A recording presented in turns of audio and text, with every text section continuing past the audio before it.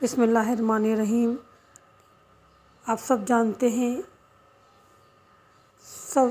افسوسناک واقعہ پشاور کی مسجد میں دھماکہ ہوا، نماز جمعہ میں دھماکہ ہوا اور بہت سے لوگ شہید ہو گئے اور بہت سے لوگ زخمی ہو گئے۔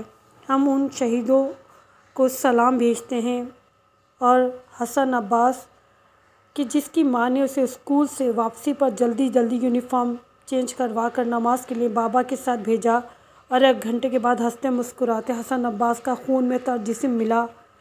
کیا گزری ہوگی اس ماں کے دل پر کہ جب اس نے اپنے بیٹے کا جنازہ دیکھا ہوگا۔ میرا سلام ہو اس ماں پر۔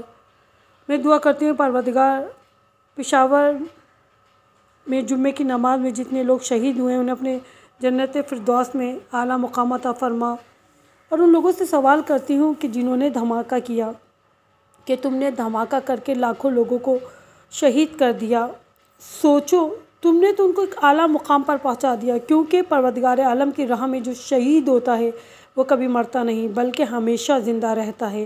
شہید کا مقام تو بہت بلند مقام ہے، وہ سیدھا جنت میں جاتا ہے۔ سوچو تمہارا کیا ہوگا کہ تم نے اپنے آپ کو جہنم کی آگ کا ایندھن بنا لیا، نہ تم دنیا میں کامیاب رہو گے اور نہ آخرت میں۔ وہ لوگ تو اعلیٰ مقام پر پہنچ گئے۔